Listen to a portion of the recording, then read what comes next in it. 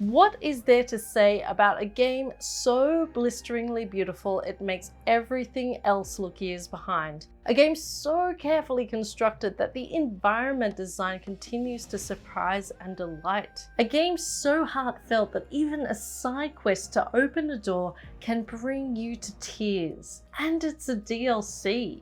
What's not surprising is that Horizon Burning Shores is that good.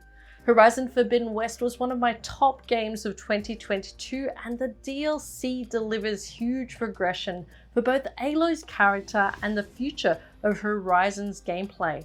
There's been a lot of talk online about Burning Shores, but I'm going to try to review it without spoiling the game. But I will talk about the end of Horizon Forbidden West here. What I will say is this: if you have any interest in the Horizon world, Burning Shores is a must play. I haven't played this significant of a DLC since Dragon Age Trespasser, which delivered huge plot twists for the series. And like Trespasser, it's remarkable what Burning Shores does in the space of 10 hours. Horizon Burning Shores picks up after the events of Horizon Forbidden West, so if you haven't finished the game, it's high time you do so. You won't be able to start the DLC until you've completed Singularity, the final story quest of Forbidden West. At the end of Forbidden West, Aloy defeated the Far Zeniths, a master race of humans who had returned to Earth bent on destruction. Yet a Zenith is still alive in Los Angeles, and Silence summons Aloy to investigate.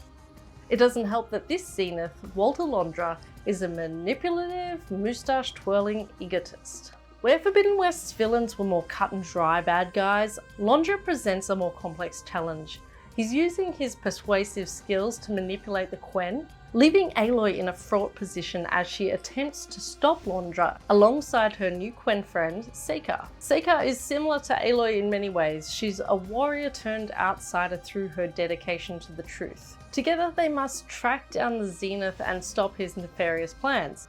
Thematically, the game's quests and side quests address these grander aspects of manipulation. It's clear that manipulating others is not the Aloy way. She prefers hard truths and hope, and calls out this behaviour even when it's well-meaning. One way the Horizon series stands out is how it uses the side quests to supplement the overarching themes of the game. The most heartfelt side quest in Burning Shores is when you find an old friend trapped in a building while exploring the overgrown city.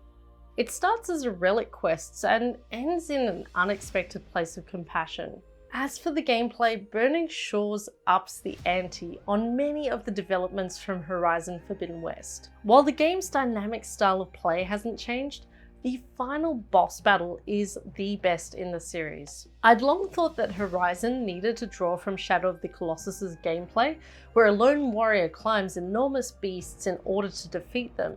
It's a cult classic and I highly recommend you play it. Here, Guerrilla commit to it, and I'd love to see more of this kind of epic combat going forward.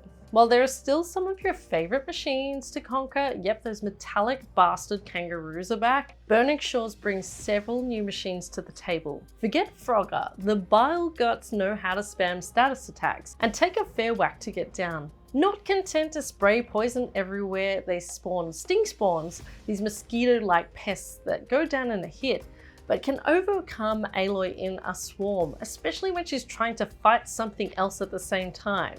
Burning Shores also provides a huge new area to explore, set in the ruins of Los Angeles. As a non-American, I recognized a couple of landmarks such as the Griffith Observatory, Union Station, the Chinese Theatre, and of course, the Hollywood sign. Those more familiar with the city will evidently find more, with the city overgrown by vines and volcanic activity. Lava oozes from newly risen volcanoes, and thematically the game riffs off going back to LA's prehistoric roots. And while the DLC is very good, there are a few criticisms here too. I wish they would have pushed further into the burning part of the Burning Shores. There's aspects of Zelda's Fire Temple present here. I would have liked the design to embrace even more of this volcanic theme. More lava, I say. Lava machines, molten armor, fiery face paint. Just go the full hog.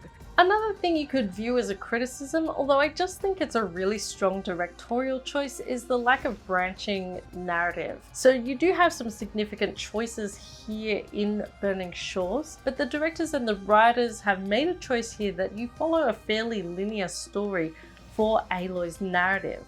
And it's also a choice about character development. You're following her story and seeing how her arc progresses. And the more choices you give a player in that space, the more difficult it becomes to control the meaning of that arc. Some players will really bounce off this lack of choice, but the thing is, if you didn't like that by now, you're probably not going to be playing Burning Shores the DLC. But one thing I would like to see in the world are more branching choices that have meaningful implications for your fight against the Zeniths and other future villains. Added to this at the time of playing, I played it just after it came out, there were a number of glitches with the gameplay, such as losing the capacity to use Aloy's spear in a vital battle, or the aerial viewpoints not appearing in game.